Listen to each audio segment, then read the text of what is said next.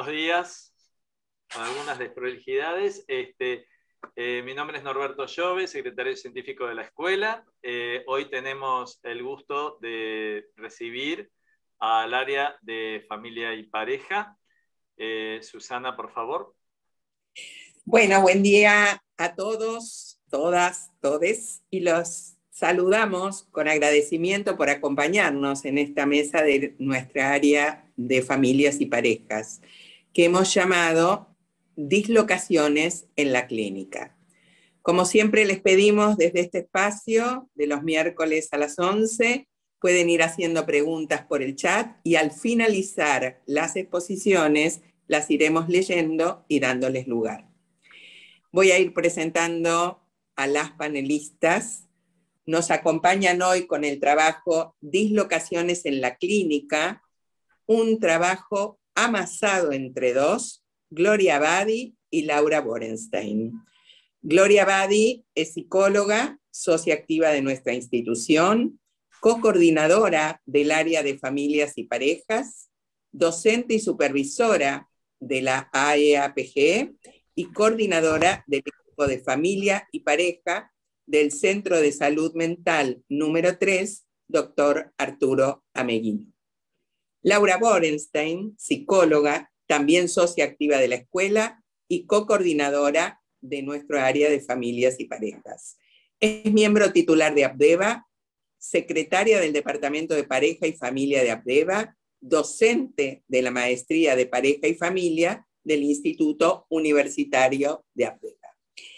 Y hoy tenemos el gusto de contar con la presencia de nuestra invitada, la licenciada Mónica Baqué, que como decíamos hace un rato, si bien es una invitada, tenemos mucho afecto por ella y ella tiene mucho afecto por nuestra institución y nos sigue ayudando a pensar.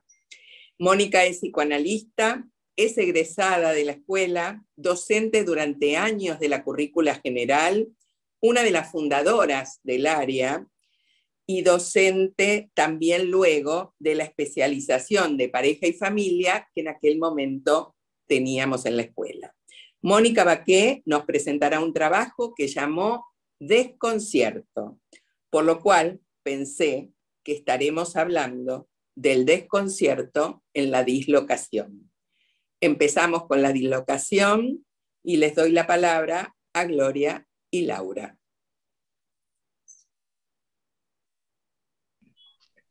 Buen día.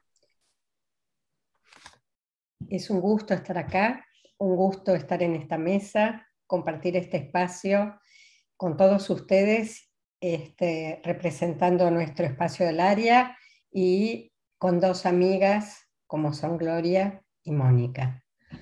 Bueno, hace tiempo que en nuestras reuniones de trabajo del área de familia y parejas nos estamos deteniendo a pensar algunas situaciones puntuales de nuestra práctica clínica, que requieren una pausa para reflexionar sobre lo que allí sucede. En el transcurso de estos intercambios, escuchando nuestros relatos clínicos, una pregunta comenzó a insistir. ¿Qué nos sucede como analistas ante situaciones inesperadas que nos incomodan?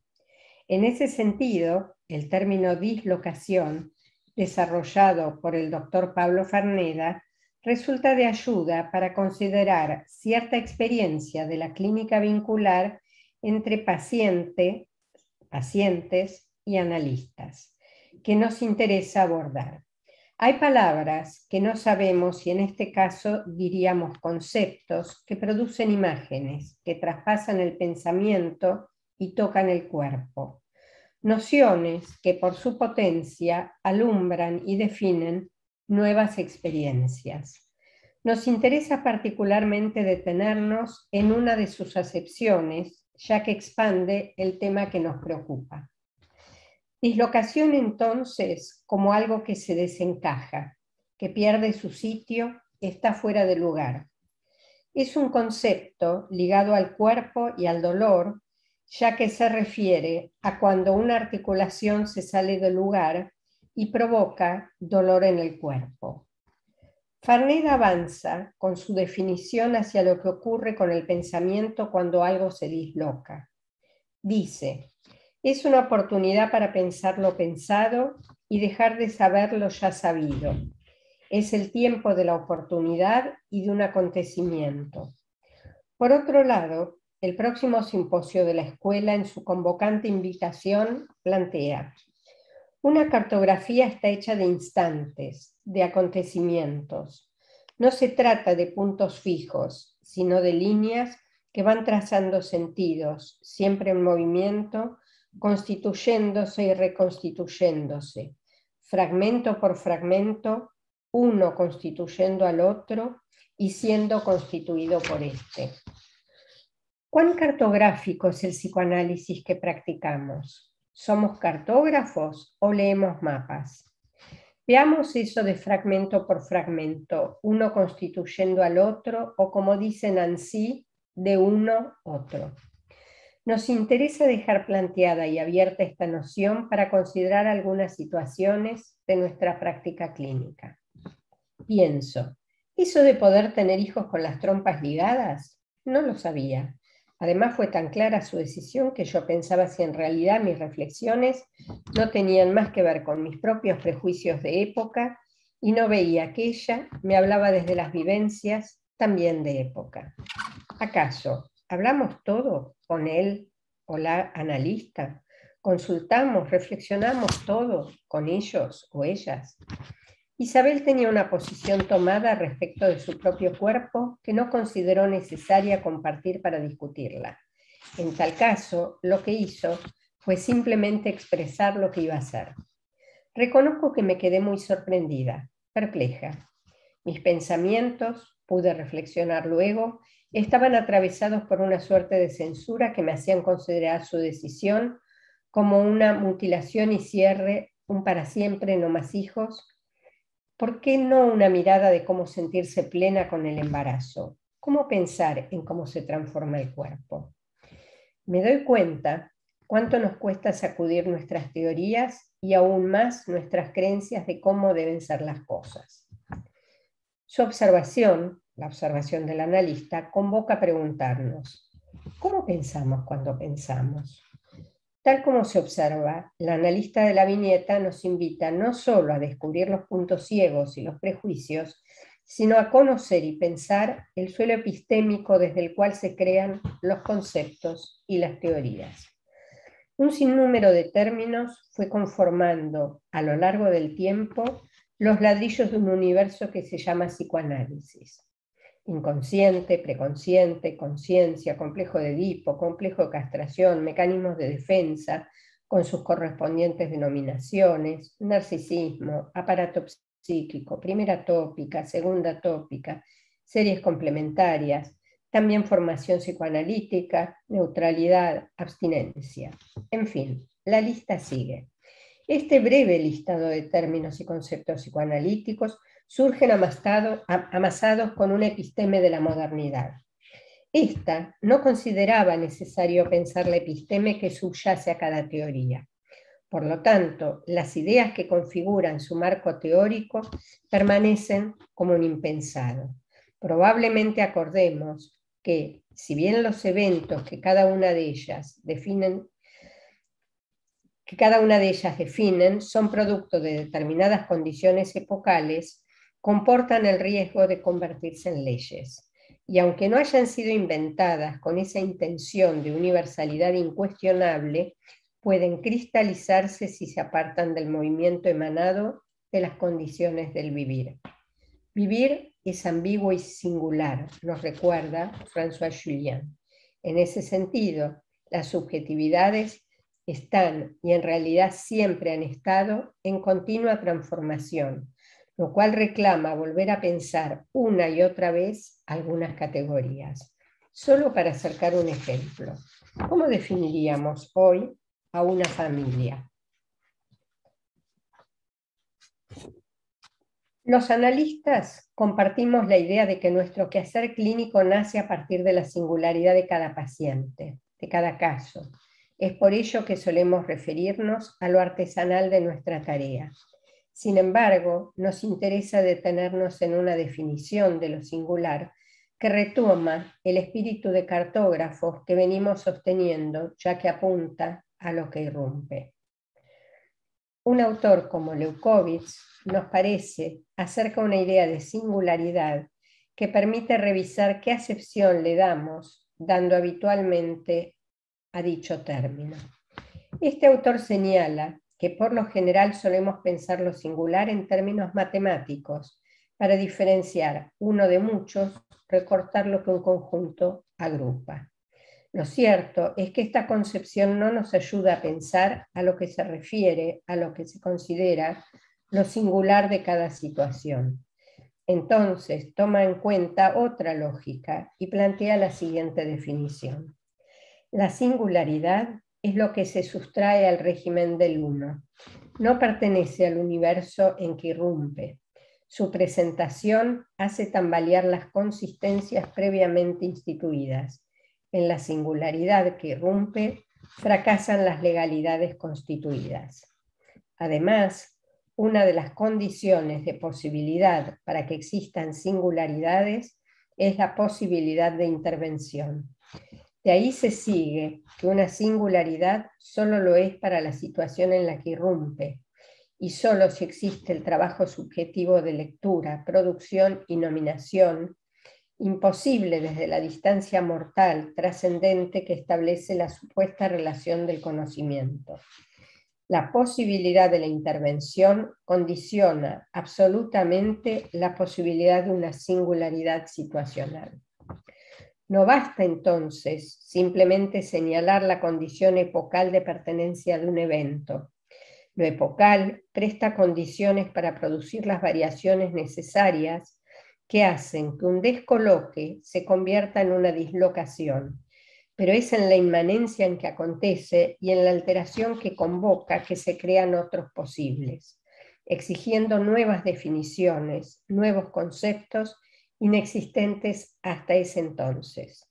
En ese sentido, singular es aquella producción, situación creada allí entre de uno a otro, ahí donde se tocan, se bordean, mientras dura el tocar, cartografiando paso a paso, momento a momento, fragmento a fragmento, como por ejemplo acontece en la secuencia entre Isabel y su analista. ¿Querés continuar vos, Gloria? Pensar los fragmentos. Ah, no me lo habías contado, dice el analista, y la paciente dice, no, sí es un tema que siempre pensé. Una inquiere, ¿cómo no me contaste? La otra no responde, simplemente enuncia e informa. Es un tema que siempre pensé. El no me habías contado expresa que la analista, pese a considerar que trabaja ahí con esa paciente en particular, la está pensando con cierto carácter universal, desde una teoría que supone que es esperable que los pacientes compartan y digan al analista todo lo que les venga a la mente, sin olvidar alguno de los consejos al médico que nos da Freud, respecto a que el mejor modo de salvar al enfermo de los perjuicios que causaría la ejecución de sus impulsos es comprometerlo a no adoptar durante la cura ninguna decisión de importancia vital. Pero Isabel tiene otra idea, ¿no? Sí es un tema que siempre pensé. Y ahí, primero un descoloque, luego una dislocación, una perplejidad, un conmoverse, algo que se sale del libreto. Y entonces un sinfín de posibilidades se dan a pensar. ¿Tiene que contarme todo a mí, su analista? Ese tema, ¿qué tema? ¿Cómo no habló de esto? Ah, o sea, ¿se puede tener más hijos con ligaduras de trompas? Buena parte de quienes compartimos este espacio fuimos inicialmente y por mucho tiempo formados a trabajar con el mapa del psicoanálisis. Se trataba de un mapa de relaciones entre sujetos y objetos. No había necesidad alguna de pensar la episteme donde hacen pie las ideas. Simplemente había que conocer y o descubrir. Como iba de suyo esperar que ciertos temas había que hablarlos en sesión, como una ligadura de trompas, por ejemplo. El cómo pensar los efectos de un tocar, de un bordear, y pensar que solo desde el medio de esa experiencia de los efectos de bordear se instituye subjetividad, no entraba en esa formación como posibilidad de pensar. Pero ¿qué queremos decir con esto? En algún momento posterior, comenzamos a incluir y pensar lo que se llama efecto de presencia. Eso inefable que solo pasa en el encuentro, donde uno y otro nos hacemos tope, donde lo vincular produce a quienes pertenecen a esa relación. Ya no se trata entonces de conocer, sino de producir un pensar, donde entonces la representación propia y la del otro se baten en retirada, o en el mejor de los casos se ven interpeladas, pues no se trata de lo previo, lo ya pensado. Se trata de lo que hace tope. Son los efectos del tocar. Tocar con las manos, con las palabras, con los gestos, con los sonidos, con los silencios, en fin, con todo lo que nuestra posibilidad perceptual pueda poner a jugar. No cabe subjetividad alguna sin ese bordear, un tocar que crea efectos y afectos. Todo es en relación, es efecto de lo vincular. Ahora bien, ¿nos alcanzan las categorías de neutralidad y abstinencia para introducirnos en el terreno de lo dislocado? Mapa o territorio. Otra viñeta. Romina me cuenta que está triste porque un amigo hizo un intento de suicidio. Le pregunto si sabía algo respecto de lo que le estaba pasando a su amigo. Me dice, ¿quién puede ser feliz en este mundo tan opresor, a donde hay tanta desdicha? Se instala un silencio en la sesión. Se agolpan en mi mente preguntas destinadas a entender, indagar, cómo se inscribió ese hecho en su mundo. ¿Qué de ella se juega en esa tristeza? ¿Qué aspectos de su historia ilumina esa tristeza? ¿Cómo es su vínculo con la muerte? ¿Qué la hace sentirse oprimida? ¿Temió alguna vez llegar a ese límite? Mientras voy decidiendo cómo introducir alguno de mis interrogantes, quizás con el clásico nuestro de ¿en qué te quedaste pensando?, la que rompe el silencio es ella. Me gustaría saber qué pensás vos de la desdicha. Dislocada, la analista reflexiona. Romina me sorprende, o más bien me disloca en el sentido de algo fuera de lugar. ¿Pero qué lugar? ¿Hay un lugar? Me siento incómoda, tocada. ¿Está operando en Romina la resistencia a sentir y trabajar los efectos del intento de suicidio de su amigo? La analista acepta la invitación, le responde acerca de la desdicha, de cómo la piensa. Ambas tienen un intercambio fluido que se va diseminando hacia otros temas y así van entretejiendo una sesión que, según describe el analista, casi sin darnos cuenta, nos encontró hablando de su relación de pareja y de las desdichas del amor. Pensando el fragmento. Este pequeño fragmento clínico expresa una posible respuesta ante lo que disloca. Una pregunta sencilla, cálida, sacudió la comodidad en la que creía estar la analista. Las dislocaciones producen impacto en el cuerpo. Como dijimos más arriba, pueden constituirse en oportunidades para pensar acerca de la singularidad de los análisis, en tanto estos solo pueden producirse en lo vincular que instituye a la díada paciente-analista. Se puede considerar entonces que los conceptos de neutralidad y abstinencia solo pueden definirse para cada situación, para cada sesión, creada en un análisis. La idea de inmanencia nos permite darle estatuto a lo que disloca, sin deslizarnos a una simetría, pero a la vez sin temer diferir como analistas. Como dice Deleuze, no soy, ocurro entre. Pues hay dos clases de cosas, las que dejan el pensamiento tranquilo, las representaciones, y las que fuerzan a pensar, como por ejemplo lo que estamos tratando de llamar lo que disloca. Es en la producción vincular entre paciente-analista que vamos deviniendo analistas de ese paciente. La pregunta entonces que nos interesa interpelar hoy es, ¿qué hacemos los analistas con lo que nos sorprende, con lo que nos disloca? Por eso nos gusta la invitación a cartografiar, que también propone el Congreso, y esto es textual en la fundamentación de la invitación del Congreso, que es tan genial. Dice, propone en tanto no coaccionar el material a ingresar en límites prefijados, sino captarlo en su incesante devenir, siempre conflictivo, siempre potencial, siempre en creación y en producción. Textual la cita. Es probable que si se hubiera reenviado la pregunta de Romina hacia las resonancias que este intento de su amigo despertó en ella, se hubiera configurado una sesión con un recorrido interesante y valioso.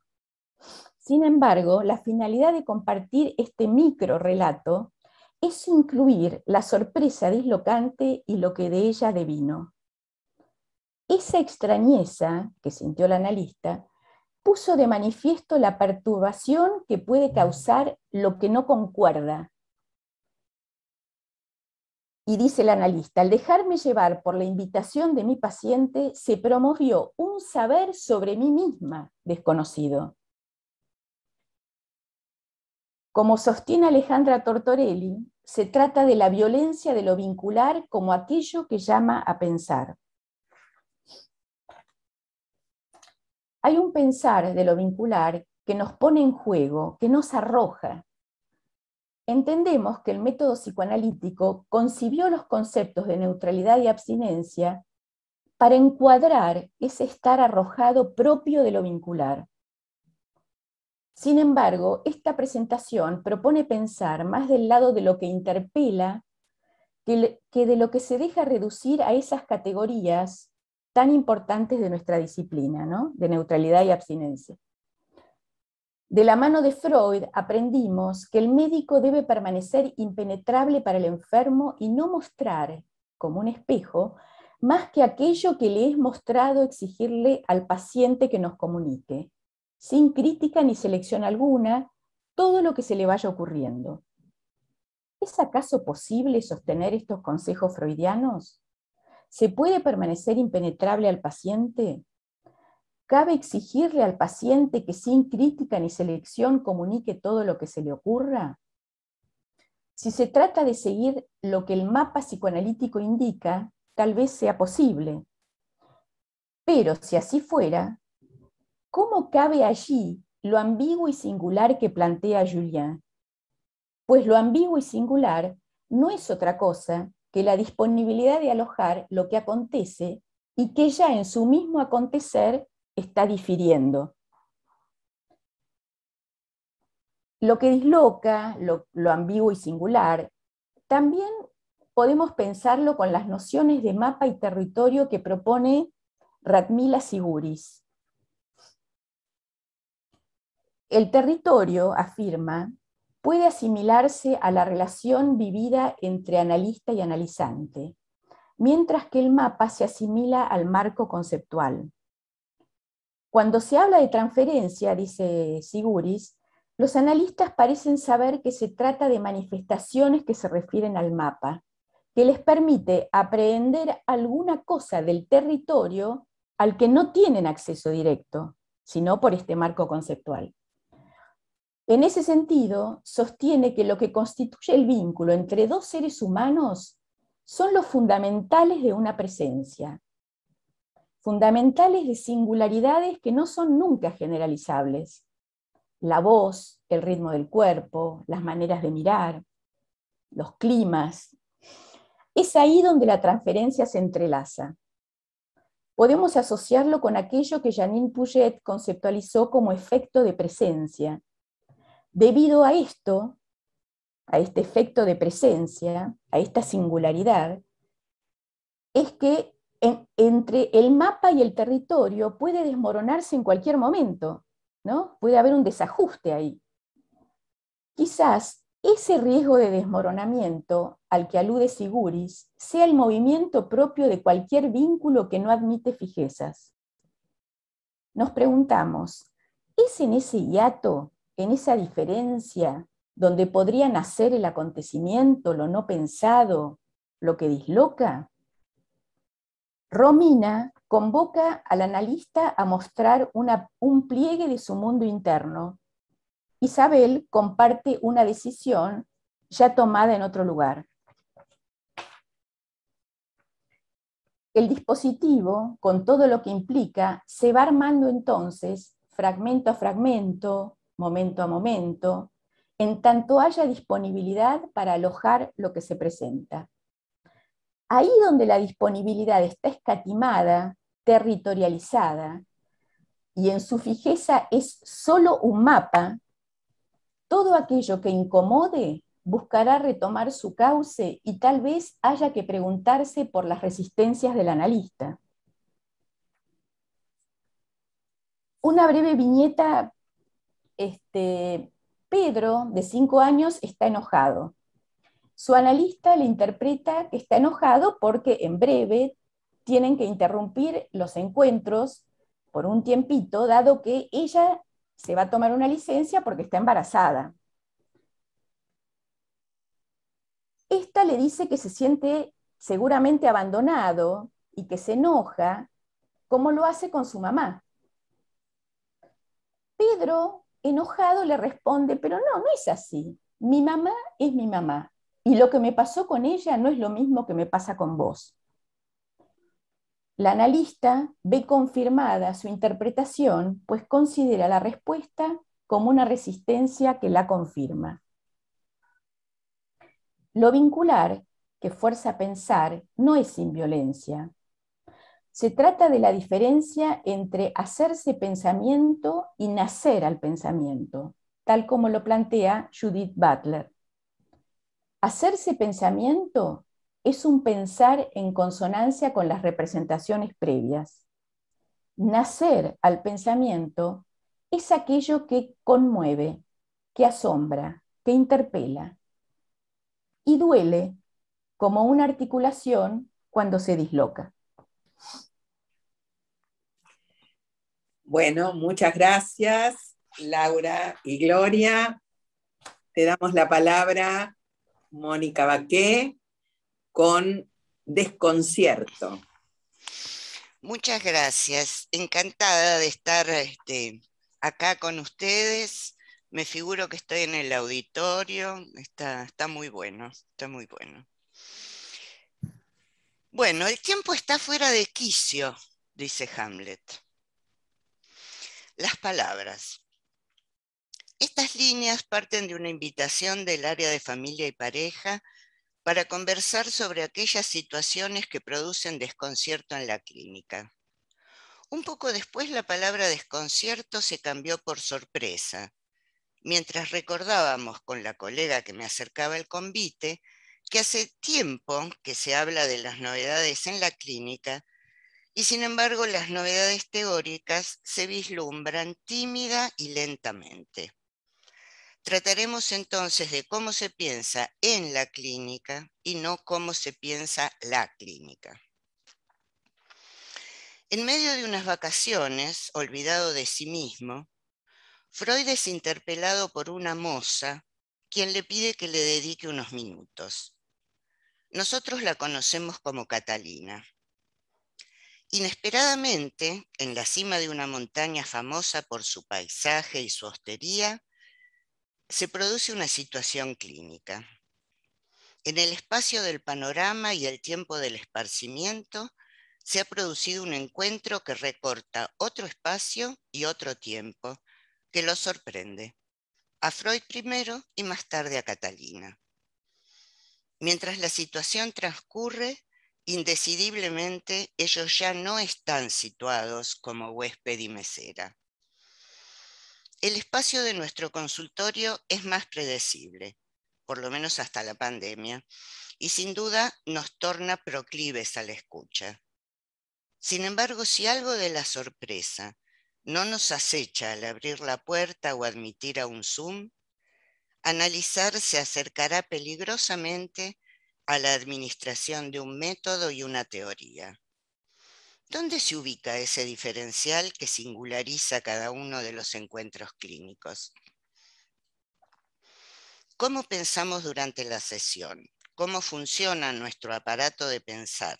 ¿Con qué procedimientos? Es una cuestión muy interesante de dilucidar. ¿Cómo nos disponemos a pensar?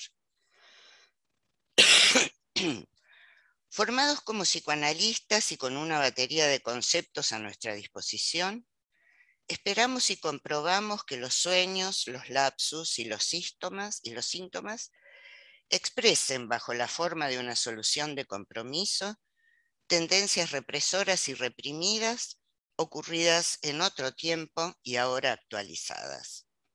Intentamos leer la situación clínica en relación de adecuación y o significación respecto de alguno de estos conceptos.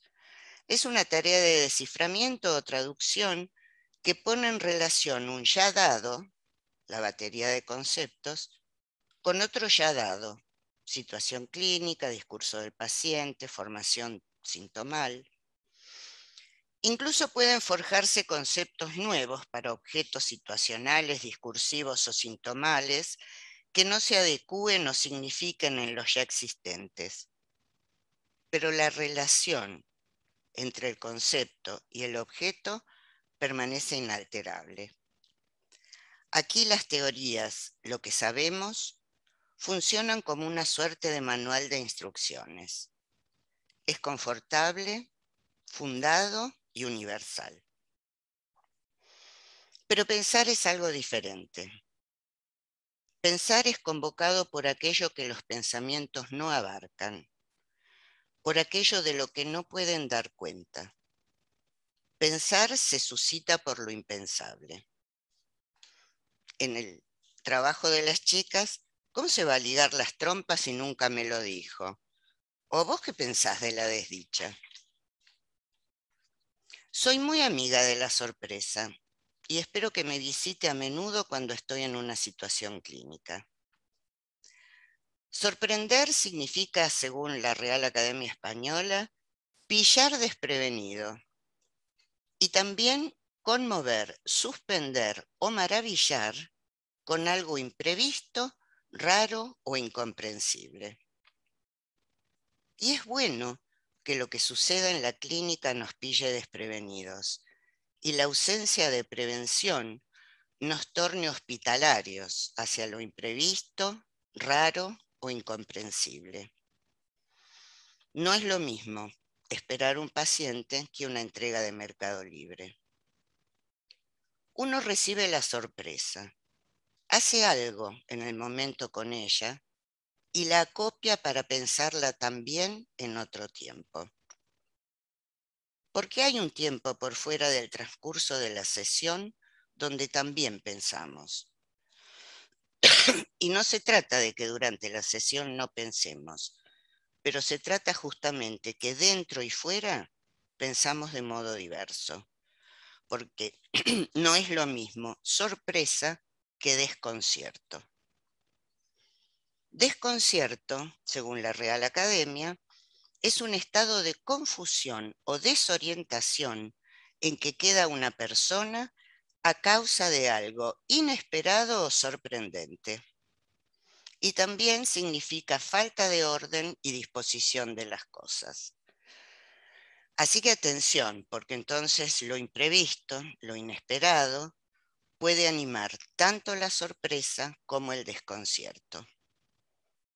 Yo quiero proponerles hoy que algunas sorpresas en la clínica producen desconcierto en las teorías. Para pensar cómo pensamos durante la sesión, me resulta fértil la noción de fondo de ideas que le tomo prestada a Ignacio Leucóvis. Con todas las disculpas del caso y mutatis mutandum, en mi versión, el fondo de ideas está formado por todo lo que nos ha afectado de nuestras lecturas, supervisiones e intercambios.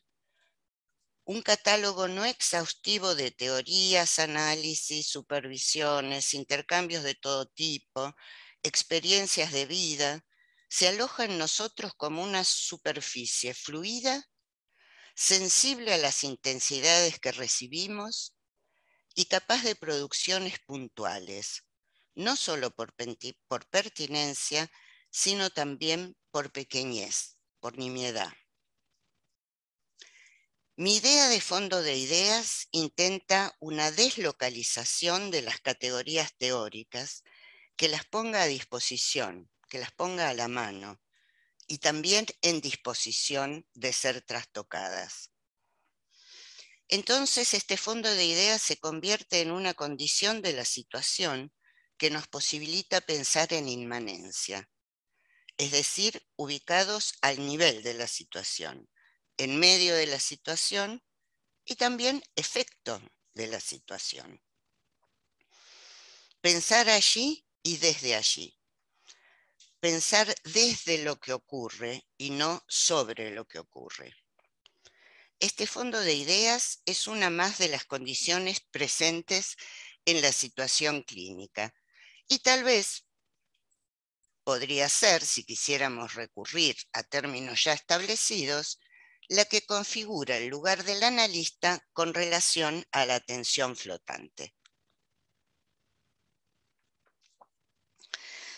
Aconseja Freud escuchar con atención parejamente flotante, suspendiendo la representación meta y otorgando igual valor a todos los elementos del discurso del paciente, para así, y cito a Laplanche en el diccionario, conservar en su memoria multitud de elementos aparentemente insignificantes cuyas correlaciones solo más tarde se pondrán de manifiesto.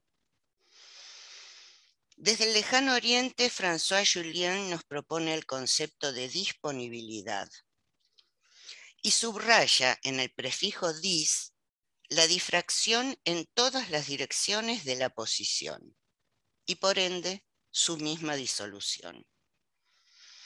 Disponibilidad es una estrategia eficaz para registrar, dando oportunidad a todos los posibles,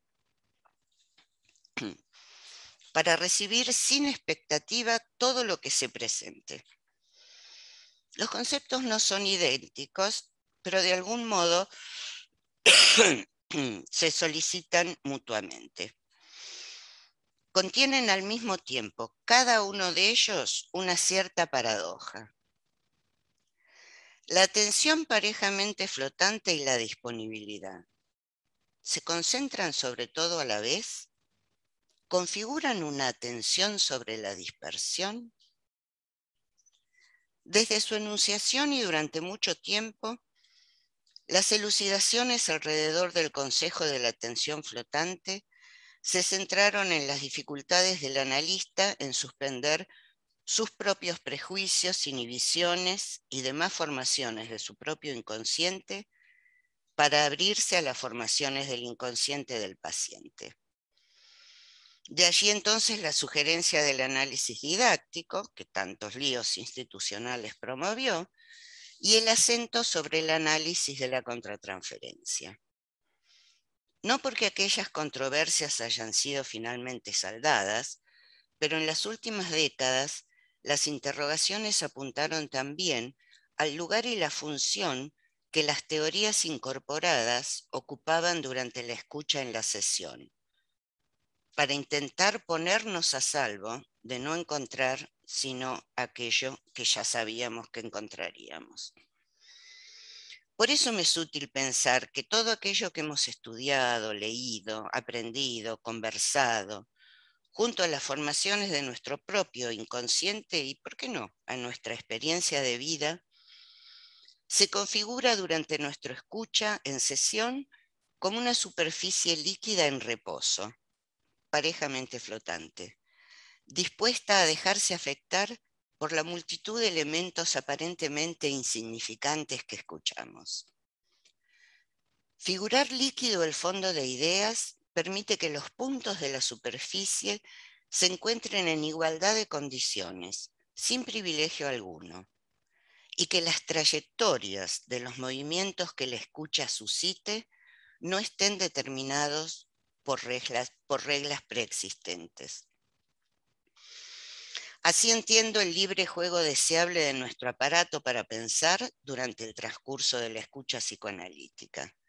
Los movimientos que la afectación de nuestro fondo de ideas recibe de aquello que escuchamos producirá una ocurrencia que solemos llamar intervención o interpretación en su sentido más estricto.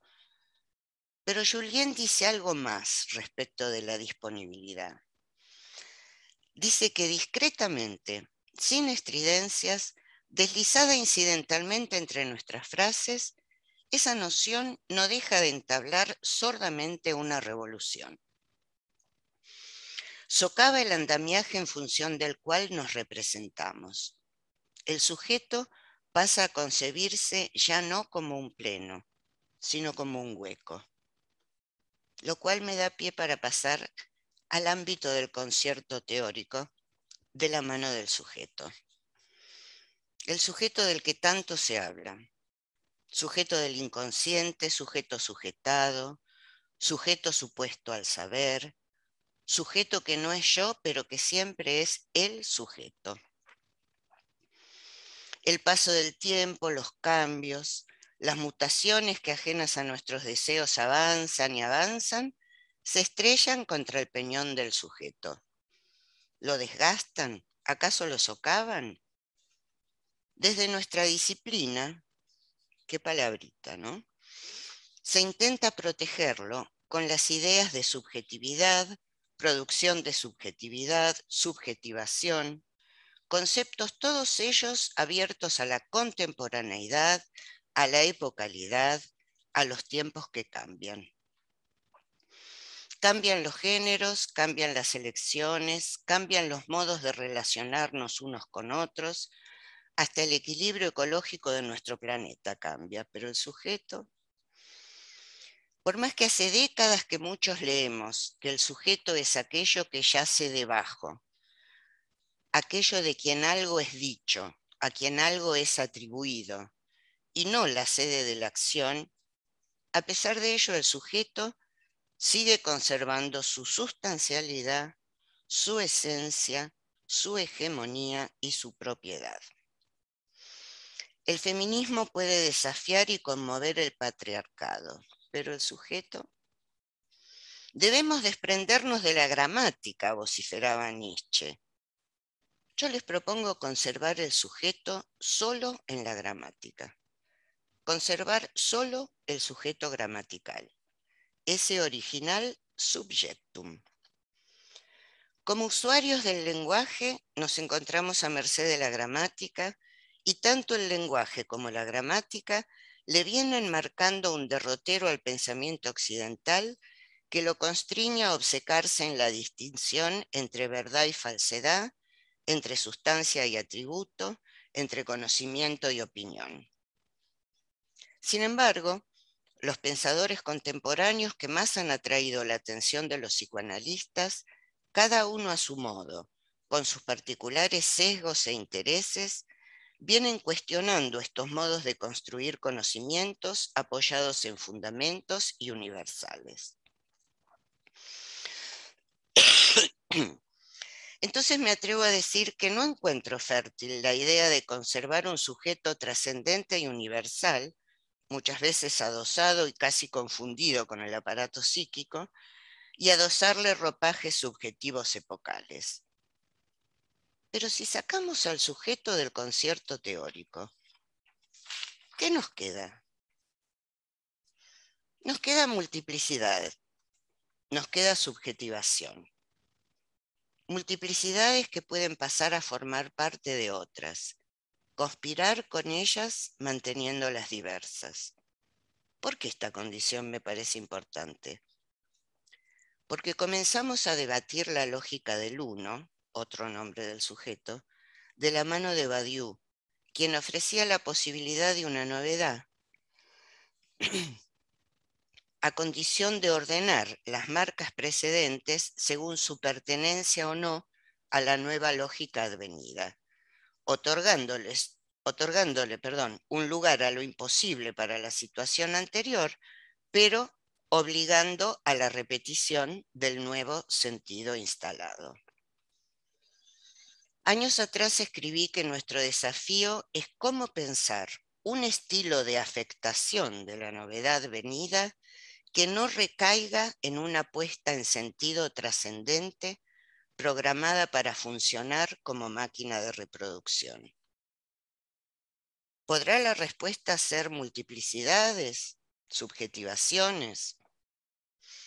Parece escaso, endeble, parece poca cosa frente al fabuloso dispositivo que la modernidad fue poniendo en marcha a lo largo de un par de siglos para la subjetivación ciudadana que le concierne. Razones y discursos de todo tipo fueron construyendo un dispositivo disciplinar que, entre otras cosas, encerró el sexo en la familia y transformó a la familia en cuestión de Estado. Y allí nació el psicoanálisis. Freud postula su versión de lo inconsciente como en vez de la subjetividad instituida y transforma el sexo en sexualidad.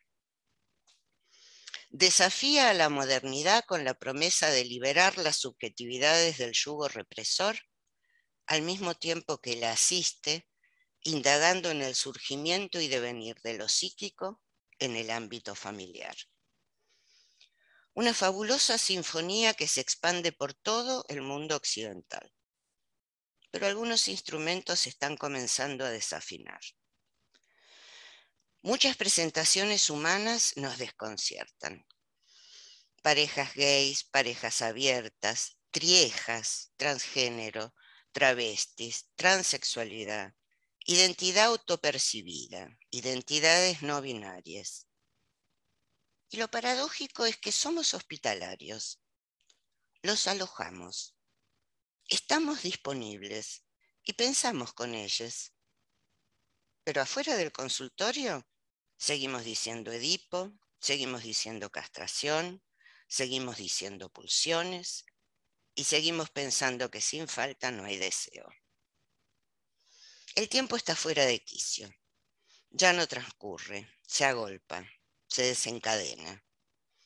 En pocas décadas el consumidor le va ganando por varias cabezas al ciudadano. Tenemos que ponernos a pensar afuera del consultorio. Se queja Hamlet. El tiempo está fuera de quicio. ¡Oh, suerte maldita! Que ha querido que yo nazca para recomponerla.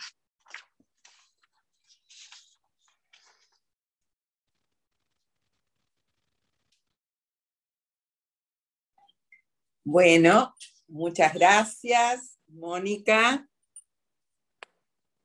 Y bueno, pensaba en esto de la hospitalidad que traías y cómo hospedar lo que uno no conoce muchas veces desacomoda.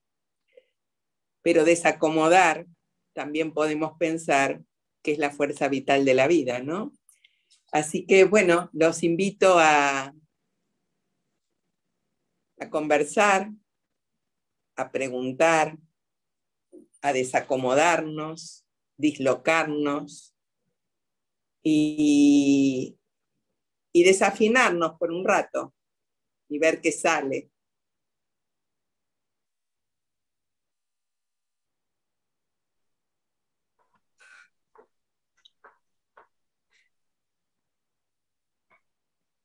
No sé por ahí, Gloria, Laura, si les parece, mientras vamos esperando que los participantes vayan armando sus preguntas con estas ponencias tan fuertes y contundentes, si les parece ir armando una suerte de conversación entre ustedes, Laura, Gloria, Mónica. Gracias, Norberto. No, hay una cosa que me encantó que está en el texto de Mónica, porque, Mónica, vos decís, somos hospitalarios. Espera, ¿dónde está? Que lo tenía acá. Es que somos hospitalarios, ¿no? Con esas nuevas presentaciones que decís, transexualidad, identidad autopercibida, parejas abiertas. Pero después algo ocurre, ¿no? A mí me parece que ese es el lugar a donde está bueno meternos, ¿no? Y que creo que es la invitación que les estamos haciendo, ¿no? Porque me parece que, yo estoy de acuerdo con lo que dice Mónica, que nosotros escuchamos todas esas novedades, esas nuevas presentaciones, esos modos de vivir, de estar, de amar que tienen los pacientes, pero el camino a veces podemos reducirlo, meterlo de vuelta en este mapa conceptual que dice Radmila Siguri, ¿no? Olvidándonos de lo que está ahí palpitando como algo nuevo y que sería bueno escucharlo. A veces nos sale y a veces no. Me parece que es un privilegio los grupos de trabajo, ¿no? En nuestro caso el área, pero supongo que cada uno tiene su grupo, donde uno puede volcar todo este sentirse arrojado que todavía carece de categorías y que, porque me parece que son esos los lugares que nos permiten que sigan estando sin categorías, que sigan estando en esa zona de incertidumbre, que creo que es así como nacen los nuevos conceptos.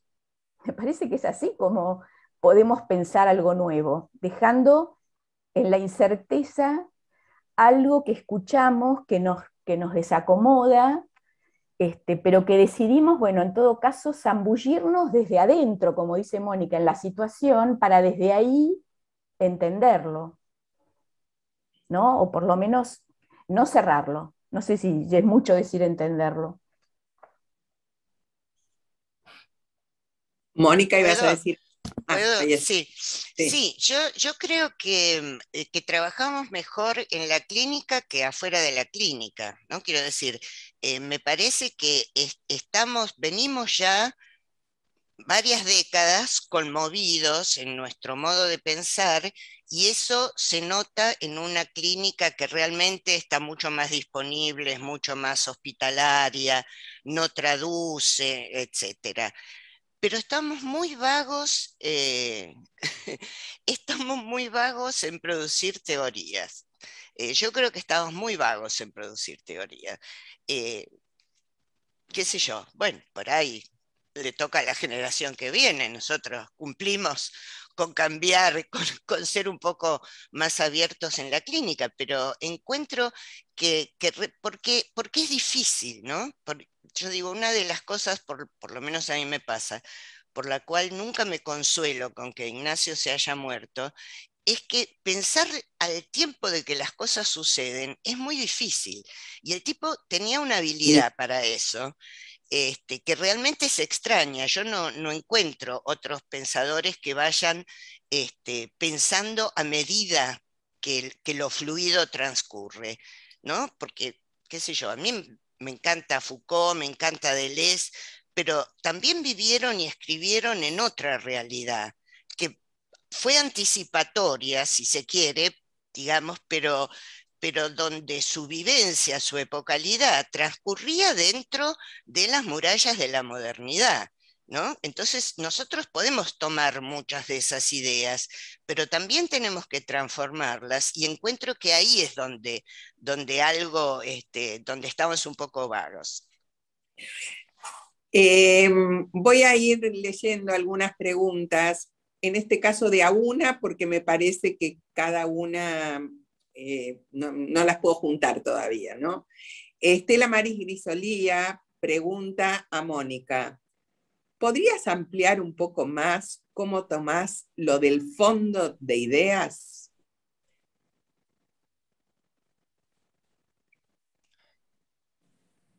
Sí, fondo de ideas es justamente una de las cosas que le robo a Ignacio. Él habla de eso en Pensar sin Estado, ¿no? Justamente, mira el título del libro. O sea, cuando nosotros decimos atención flotante, eh, en realidad cuando Freud dice atención parejamente flotante, es muy interesante porque el modo en que Freud postula el pensamiento en toda su obra es lo que reconduce a un lugar desde el que se parte, ¿no? Es decir, el pensar es transitar por las representaciones hasta llegar a aquellas que le dieron origen. Sin embargo, para la escucha del analista dice, no, escuchá sin representación meta. Y es difícil. Bueno, cuando nosotros empezamos a trabajar como analistas, ¿qué es lo que hacemos justamente? Tratar de escuchar sin pensar, ¿y a esto qué le digo? Esto que está, ¿no? Pensemos cuando éramos jovencitas y recibimos los primeros pacientes. Íbamos a supervisar para saber qué le decíamos a lo que ya había dicho el paciente.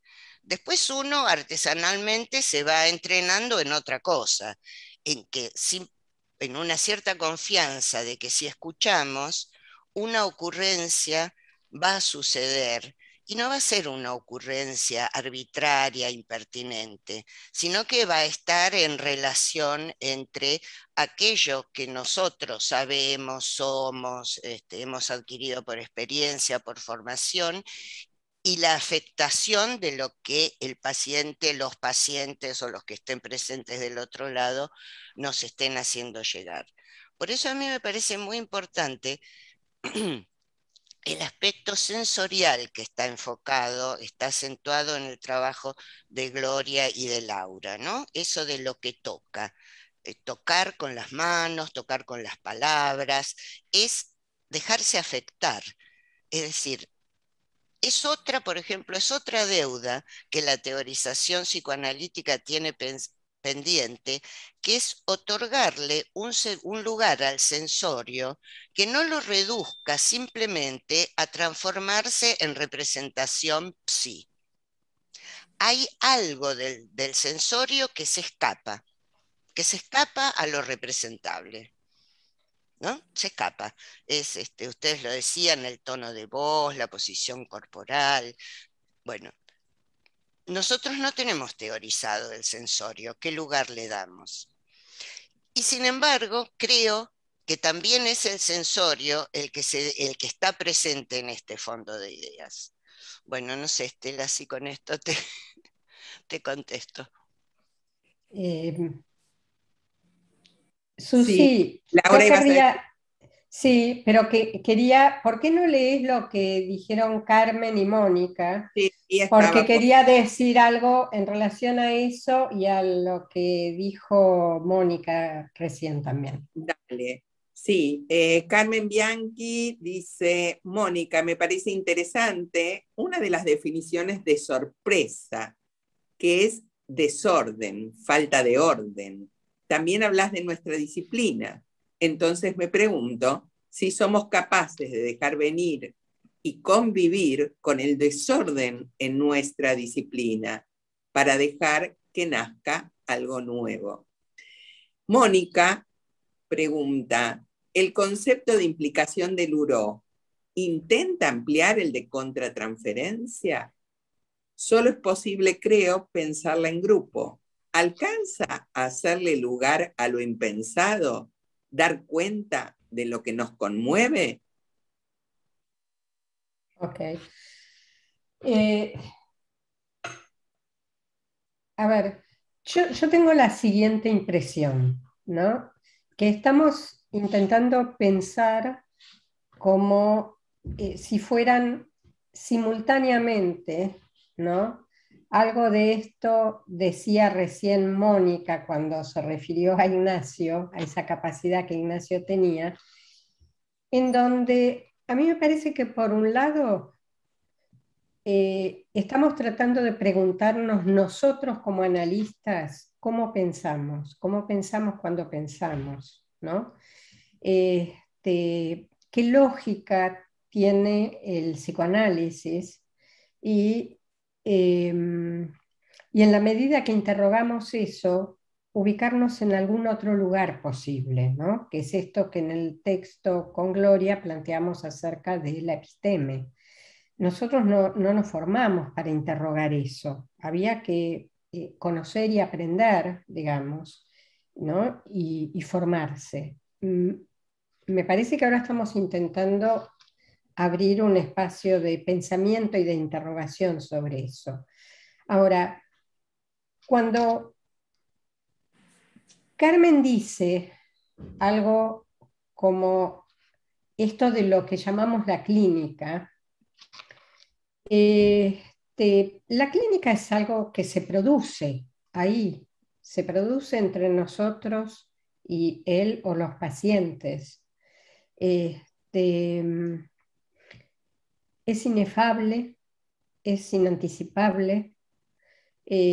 Como dijo Mónica antes, está bueno, por lo menos yo comparto la idea con Mónica, esto de ojalá me vea sorprendida, me desacomode y me disloque las dos cosas, porque me parece que además no son lo mismo. Me parece que muchas veces nos sentimos como sorprendidos y sacudidos de un cierto lugar, pero a veces lo que intentamos es como, imaginemos una fila, volvernos a ponernos en la fila, y lo que me parece que estamos proponiendo es pensar eso, ¿no? Soportar que fuimos sacudidos de la fila y que algo se dislocó, y en la dislocación hay un hueco, digamos, ¿no? Deja de haber algo fijo. Entonces, creo que estamos tratando de preguntarnos cómo pensamos, y ahí tenemos que preguntarnos, ¿qué es eso que llamamos la clínica? Como si la clínica fuera algo que se pudiera pensar como con cierta fijeza, en lugar de pensar en esa producción, en situación y permanente diferimento, ¿no? En permanente movimiento. Bueno, pararía un poco acá para escuchar un poco más lo que tengan para decir.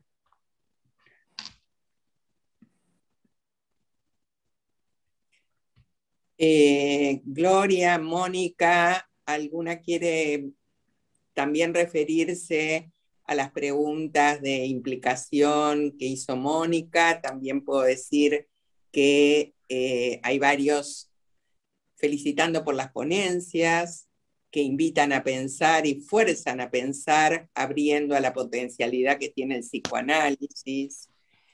Y acá Mariana Atan dice, sería un venimos siendo. Podríamos revisar si estamos haraganes. Esto que disloca, ¿puede ser un factor desencadenante de algo novedoso? ¿Un análisis epocal que se está imponiendo? ¿Puedo decir algo? Sí. Respecto del concepto de Luró, de implicancia, que preguntaba Mónica, ¿no? Que preguntaba ella si eso nos sumaba a cómo pensamos lo contratransferencial. Sí, yo creo que suma, primero porque es un concepto que está gestado para lo institucional, es un institucionalista Luró, ¿no? Pero me parece que igual implicación o contratransferencia siempre aluden a lo que está evocado por el paciente, digamos, ¿no? La contratransferencia serían los contenidos inconscientes que se alumbran en el analista a partir de los contenidos de los efectos del inconsciente del paciente, de lo que sucede ahí. Me parece que cuando nosotros hablamos o de dislocación o de entre o desde el medio, lo que queremos, y que ahí podríamos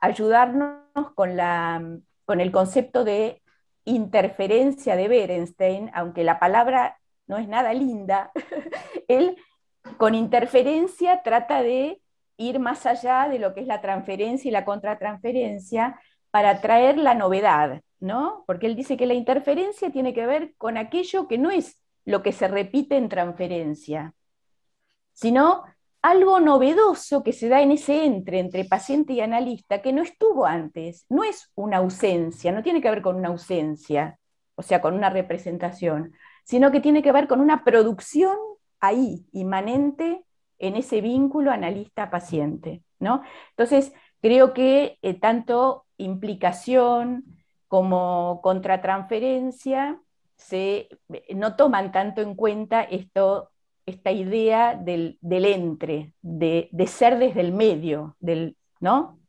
Del diferimiento. Perdón, tengo una pequeña diferencia, Gloria. No sé, Dale. porque a mí me parece que al revés, yo pensaba que la implicación, digamos, que la contratransferencia, transferencia y contratransferencia suponen que hay dos sujetos plenos. Uno es el analista, el otro es el paciente, ¿no? Y va a haber algún tipo de conexión entre esos dos sujetos plenos. Ahora, la idea de la implicación es que esos se producen allí, no vienen dados. ¿No? Es decir, no vienen dados, se hacen ahí, se producen ahí, eso es lo que me parece. Después Puede una ser. cosita chiquita le quería decir a Carmen, que el desorden corresponde al desconcierto, no a la sorpresa. Y yo creo que así como en la situación clínica podemos ser desordenadas con tranquilidad, cuando salimos de la situación clínica, y es medio como que, no sé, ¿viste? Se te desordenan los libros en la librería, es un poco un lío. Y no entendí la pregunta que no recuerdo quién hizo acerca de el análisis epocal. ¿Qué sería lo del análisis epocal? ¿Otro análisis? Me perdí, no entendí. Te la voy a buscar, no la estoy encontrando en este momento. Ah, acá está. No, me parece, Mariana hace un comentario, dice, sería un venimos siendo, y que podríamos revisar, o sea, ver nuevamente si estamos haraganes. Creo que es en relación a que vos traías que estamos haraganes en las teorizaciones. Podríamos revisar, volver a mirar esto que disloca. ¿Puede ser un factor desencadenante de algo novedoso? Y la pregunta, ¿un análisis epocal se estaría imponiendo? A ver, un comentario, ¿no? Porque me parece que el término epocal, ¿no? Que lo usamos muchas veces, corremos el riesgo de que obstaculice algo, ¿no? Creo que las producciones siempre van a ser epocales. Es inevitable eso. Me parece que cuando ella, Mónica, corregime, trajiste lo de la pereza con las teorías, va más con la idea de ver cómo podemos darnos cuenta de la lógica que tiene una teoría y cómo se piensan ciertas ideas como o como algunos no nos sirven, porque la lógica es otra. Por ejemplo, la lógica del sujeto, la lógica del uno, ya no nos sirve. Entonces, se trata de pensar con otras categorías, inventar otros conceptos y otros términos. no como lo epocal simplemente como si uno dijera, bueno, es la marca de época, como uno puede hablar de una moda, sino que tenga más consistencia. Tengo la impresión que primero tuvimos como que avivarnos de que era necesario preguntarnos cómo veníamos pensando, qué es lo que cuando sosteníamos ciertas ideas estábamos sosteniendo. Y que el desafío ahora es ver qué cosas nos sirven y qué cosas ya no nos sirven más. Y tenemos que inventar y crear otra cosa, otro concepto, otra idea.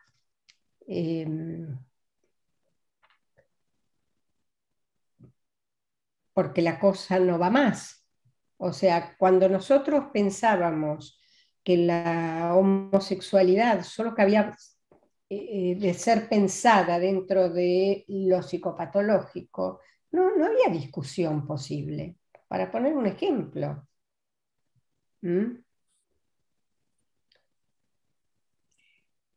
Me gustaría leer un comentario, después juntar un comentario y una pregunta.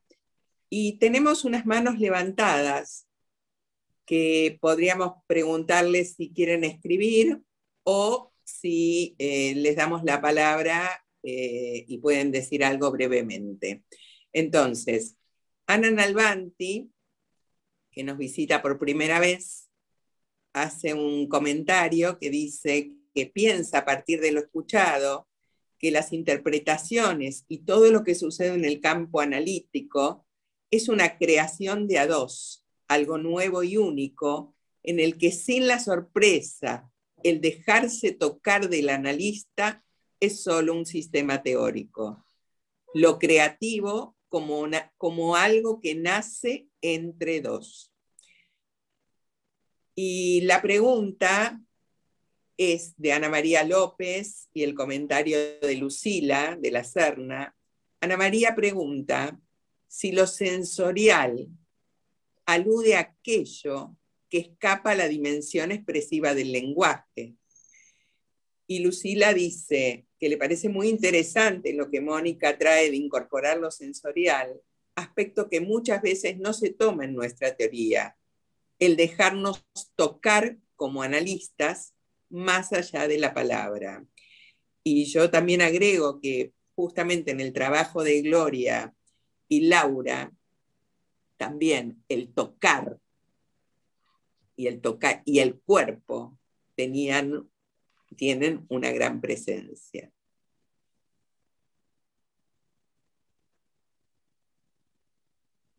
Entonces, lo sensorial alude a aquello que escapa a la dimensión expresiva del lenguaje. Sí, yo creo que sí, que en algún sentido hay algo del sensorio que es inapalabrable, aunque se acerque a rozarlo, qué sé yo, no sé, olores, ¿no? Tenés que decir olor a, pero no sé si es el olor.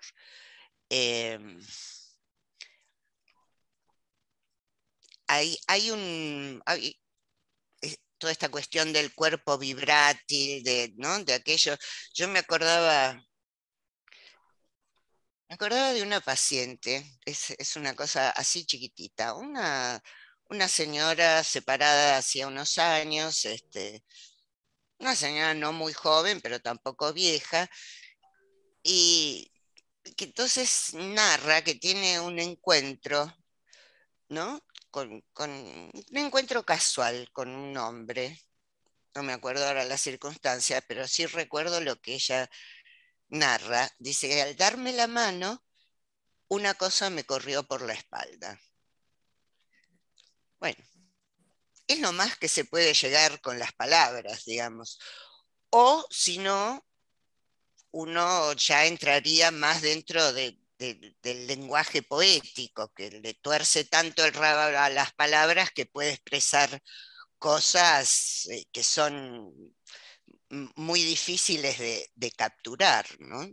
O sea que sí, yo creo que sí, que hay mucho de lo sensorial que es inapalabrable, aunque siempre se intenta, digamos. Por eso mucho de lo sensorial se nos escapa, porque estamos muy aceitados en la representación y muy poco aceitados en lo que cae si quieren, proyecto, es no sé, no se inscribe como psi o se inscribe, pero no, se inscribe, pero lo que no tiene es palabra, somos muy logocéntricos, estamos muy logocéntricos. Bueno, no sé qué más había. Sí, Gloria. Yo pensaba, no sé si es un equivalente a lo que está circulando respecto de lo sensorio, pero para los que trabajamos con dispositivos multipersonales, por lo menos a mí, hay una noción que me ayuda mucho, que es la de clima. Claro. Porque la noción de clima, ¿no?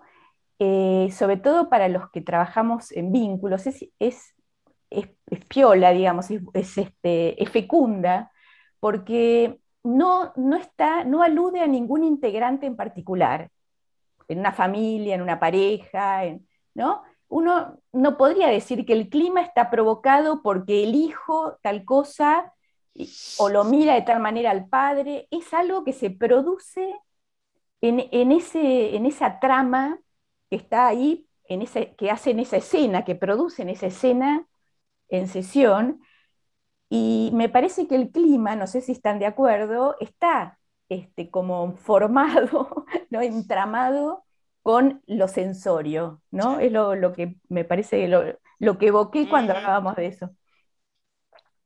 Yo entiendo que en lo que estamos hablando, un poco se trata de sacarle el trono al logocentrismo, como dijo Mónica, que la idea del tocar, ¿no? Que es una noción que desarrolló mucho Nancy y que va de la mano también con otras nociones que la filosofía nos trae y nos ayuda para poder pensar, como la idea de rizoma, esta cosa de que todo lo que es en relación, ¿sí?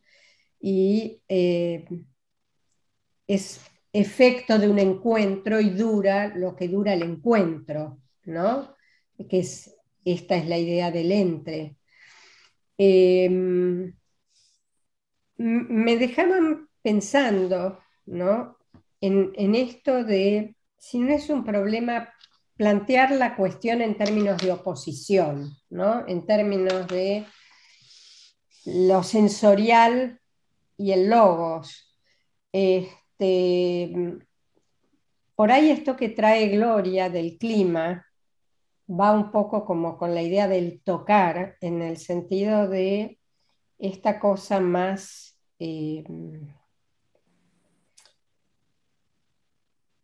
como que no tiene un sujeto, como algo que se produce y se produce de muchas y diversas maneras, ¿sí? Y que ayuda además a no salir como muy rápidamente a ponerlo en alguna representación o alguna categoría previa, ¿no? Como quedarse con eso que pasa ahí. Sea clima, sea tocar, sea y sostener esta idea de sorpresa, esta idea de dislocación, esta idea de no saber, porque creo que ese es el otro punto. Me parece que nos cuesta mucho no saber, sostener eso, ¿no?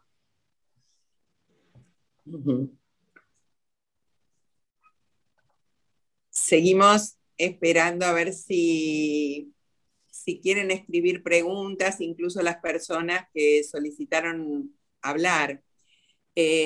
También...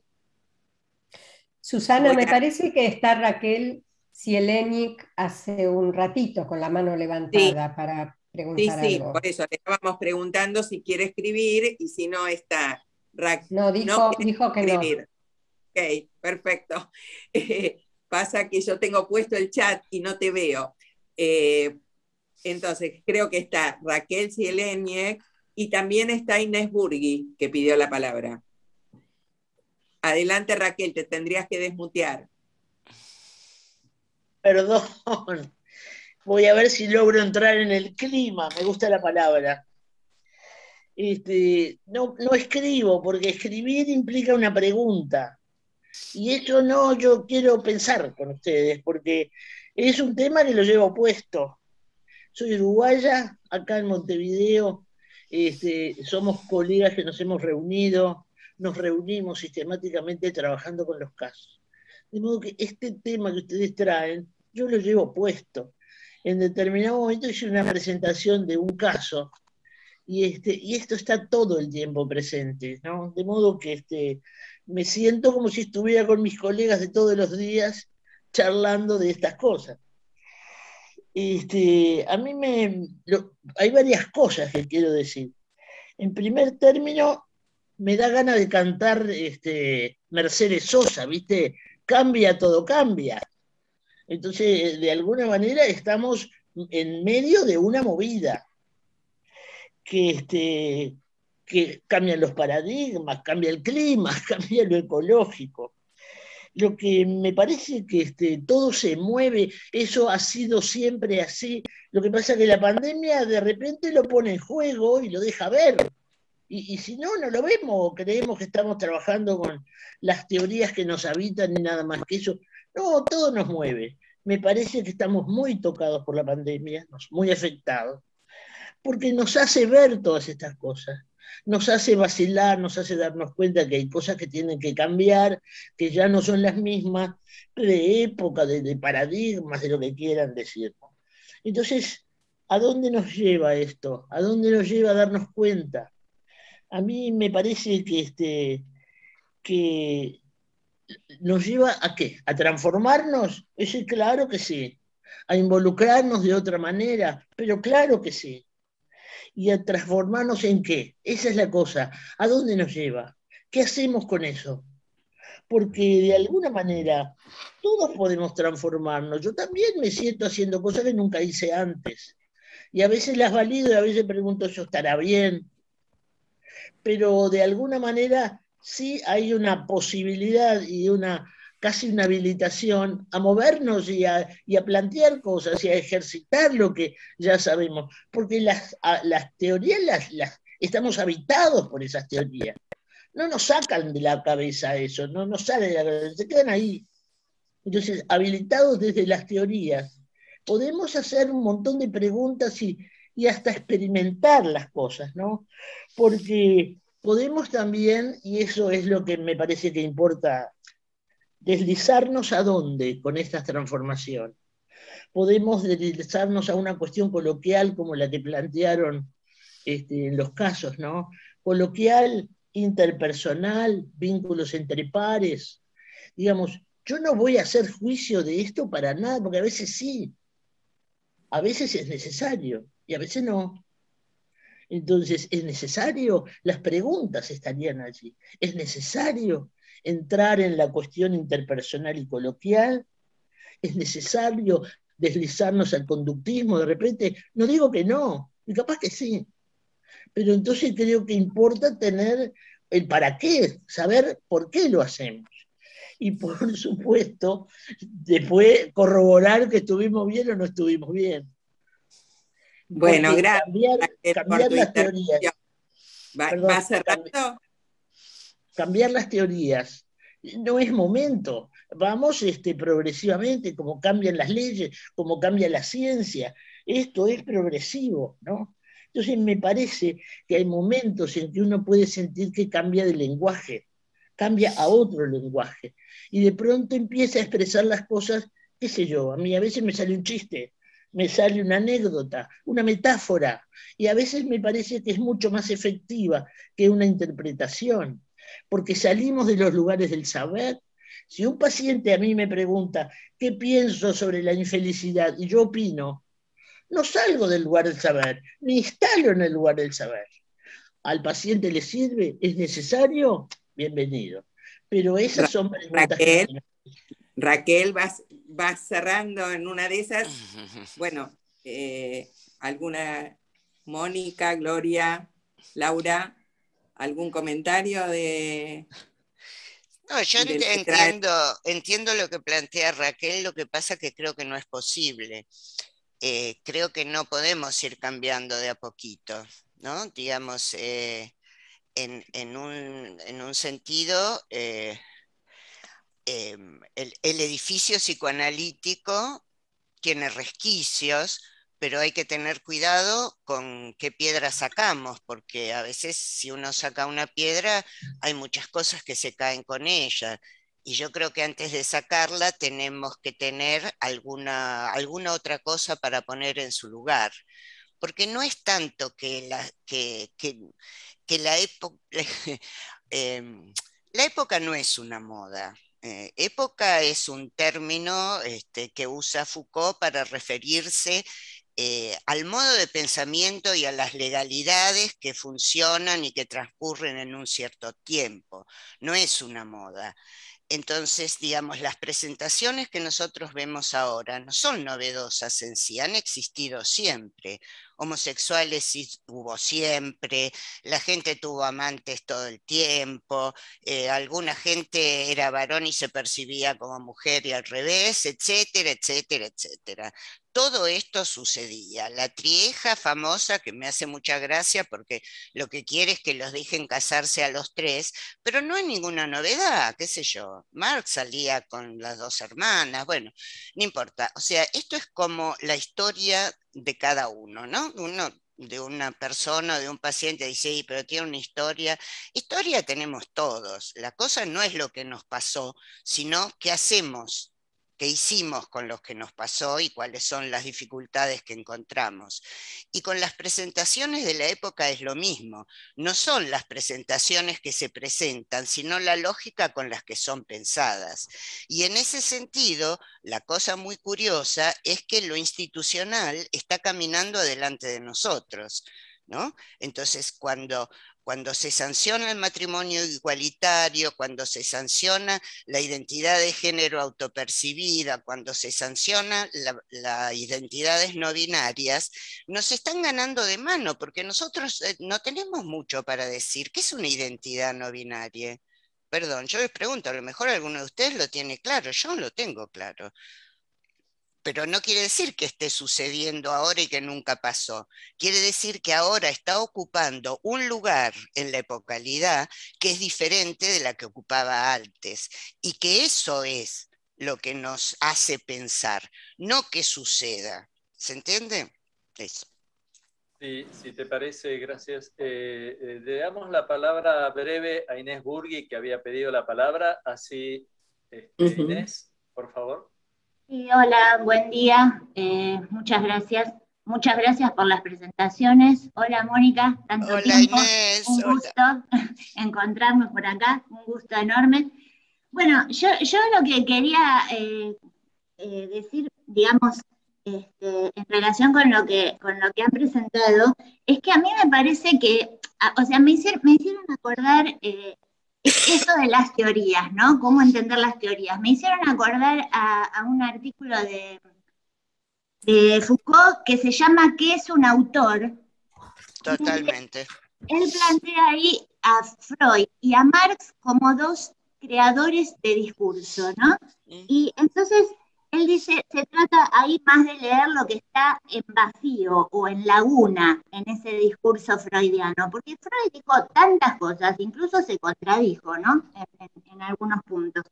Entonces, a mí me parece que se trata de pensar cómo leemos a Freud, cómo lo interpretamos también, ¿no? Porque lo que Foucault señala ahí es que leer a Freud en alguna forma, digamos en particular, implica interpretarlo, a ver, incluso formando parte del mismo discurso, o sea, sin cesar de modificarlo, quiero decir, sin cesar de modificarlo. Entonces, ¿cómo entendemos al inconsciente? Hoy decía Laura, que no nos formamos, por ahí decía, ¿no? Algunas de las cosas que he tomado nota, para interrogar la episteme. Yo lo interrogaría eso. O sea, a mí me parece que el psicoanálisis se pregunta, justamente, que una de las grandes preguntas del psicoanálisis es cómo pensamos. Esto del inconsciente vino a desacomodar, digamos así, la cuestión de nuestro saber, digamos así, formal, conceptual. Les voy a leer una frase que la propuse como epígrafe para una mesa próxima, que ¿no? bueno, creo que no la voy a... ¿Qué? Dale, cortita la frase. Sí, es re breve. Los conceptos nunca se quedan quietos. Obedecen la política del retorno, lo que queda por leer. Me parece que son maneras de entender el psicoanálisis diversas y que no hay forma de entender que aparezca el inconsciente sin la sorpresa, sin algo que nos desacomoda los saberes que tenemos fijos y bueno, siempre va a tratarse de la irrupción de una primariedad extraña en el campo del proceso secundario, me parece. Eso, gracias, muchas gracias. Pensaba Inés que lo que traes de cómo entender las teorías, interrogar la episteme, cómo pensamos, se une a un buen aviso que está escribiendo Mónica Fabelú, que es nuestra presidenta, en el chat, que dice: lo más difícil es pensar el marco epistemológico de las teorías que tenemos. Recomiendo el curso de María Laura Méndez en nuestra institución. Hace unos 5 años que estamos haciendo un viernes por mes un curso con María Laura Méndez que nos está ayudando, por supuesto, a cómo pensar lo que pensamos, cómo pensar el marco epistemológico de las teorías que tenemos. Para seguir adelante, Irene Vogelbaum le pregunta a Mónica, o dice, comenta, que Mónica señala en su trabajo el pensar desde lo que ocurre y no sobre lo que ocurre. Y se pregunta Irene si no serían 2 momentos en lo que acontece que se pueden complementar, que se pueden enriquecer. Sí, justamente. Eso es un poco lo que yo decía con lo que sucede en la clínica y fuera. En la clínica pensamos desde lo que sucede. Ahora, para teorizar tenemos que pensar sobre lo que sucede. Es así, no queda otra. No quiere decir que haya una conformidad morfológica precisa entre aquello, entre cómo pensamos en la situación clínica y cómo pensamos fuera de ella, pero tiene que haber algún cierto grado de reciprocidad, porque si no hay cosas que quedan absolutamente descolgadas.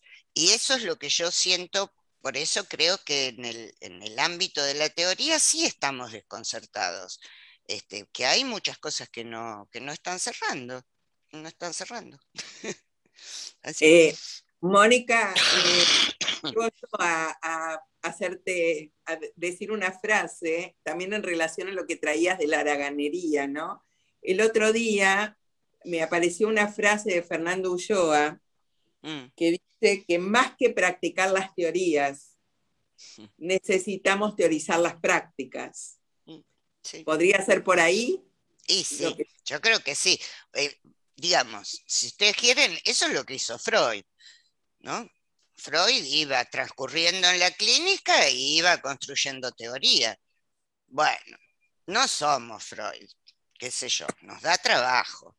uno tiene como ciertas intuiciones, siente que hay ciertas cositas que habría que pensar de nuevo, que no están cerrando bien, pero no, no, no sé, no se enojen por lo de que estamos un poco vagos.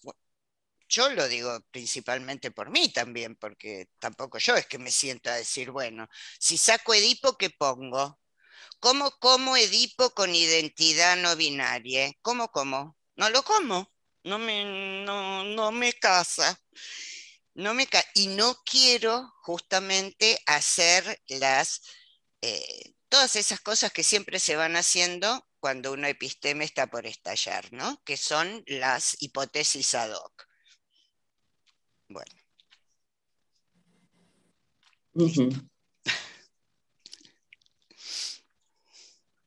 Sí, Laura, me parece que querés decir algo. Te veo. No, me quedo pensando, digamos, me quedo preguntándome sobre algo que dijo Inés. A mí me parece que lo que Freud fundamentalmente vino a descentrar es la idea de el sujeto de la conciencia, digamos, ¿no? Vino a traer que hay todo otro aspecto que no, que es inconsciente.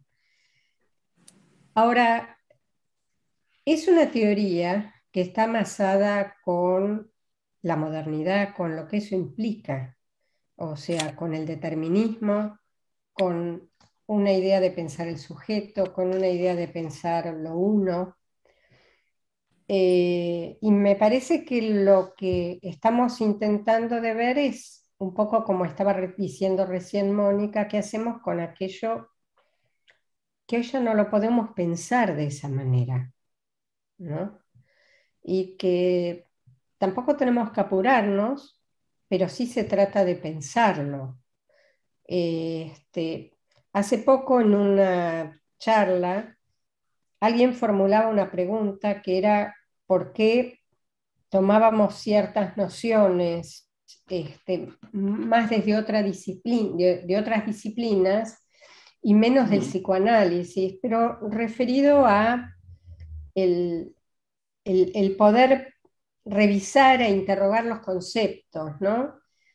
Y me parece que ahí es donde todavía no nos hemos atrevido mucho a ver, bueno, ¿qué hacemos con ciertas ideas? Con la idea de la falta, con la idea del complejo de castración, del complejo de Edipo, cómo pensarlos, y no que sea como en la misma clave como de la música que tenemos hasta acá, como que no es una prolongación. Me parece que, por ejemplo, cuando uno piensa cambio, uno lo piensa como un poco como en una continuidad y que algo cambia. Cuando cambio quiere decir otra cosa, ¿no? Se crea otra cosa distinta. Y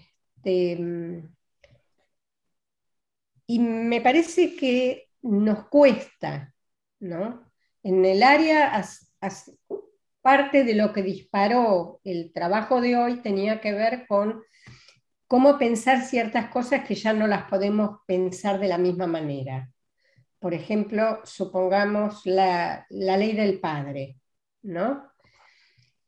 Y nos damos cuenta que nos resulta difícil, pero sin embargo es necesario hacerlo. Y no es meramente cambiar el nombre, sino que el nombre dé cuenta de la idea de lo que se intenta dar cuenta.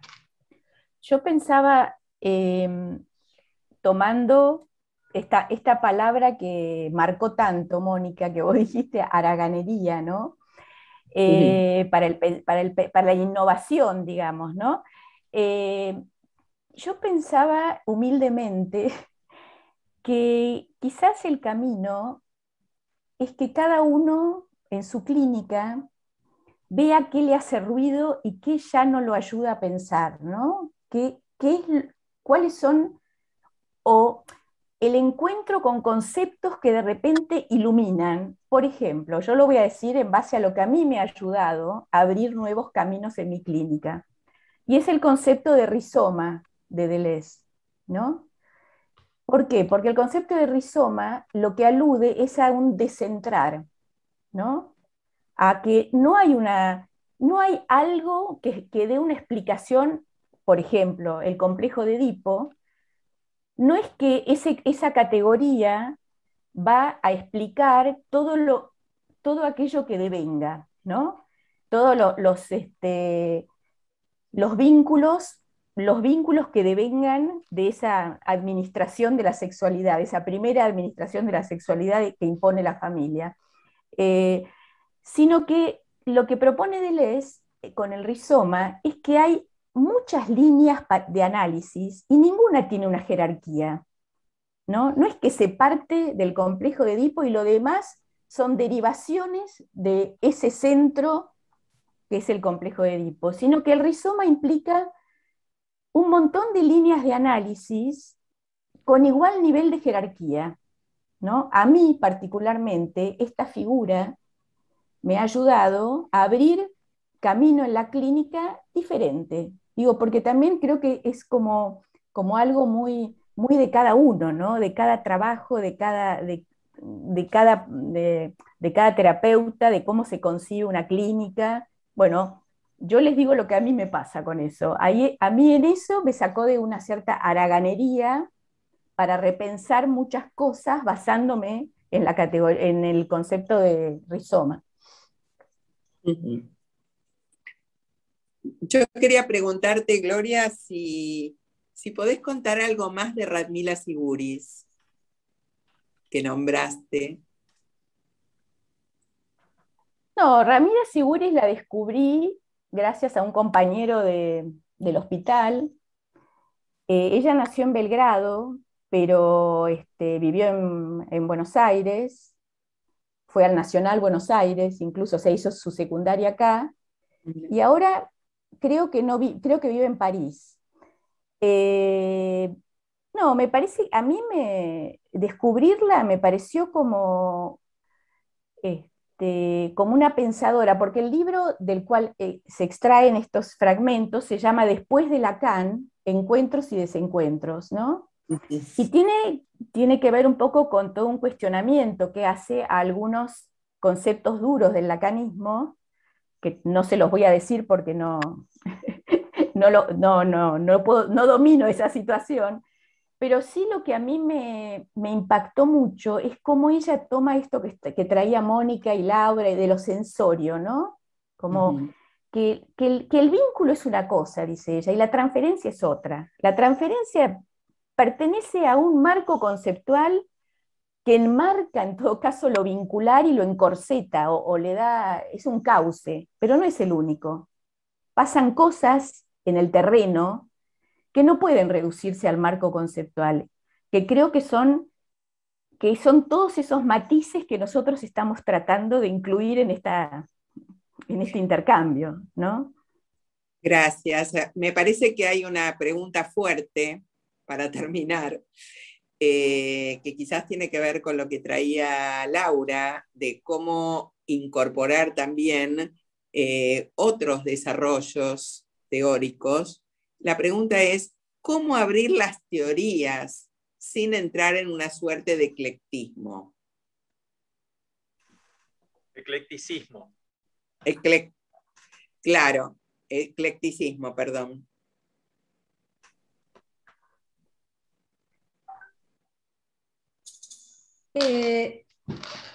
¿Vos querés hablar, Mónica? Después de ti. Perdón, por la hora que estamos les pediría que si traten de ser breves, quedarán abiertas las preguntas, pero en 5 minutos tenemos que cerrar, ¿sí? Así que por favor vamos cerrando la mesa. No, algo muy cortito.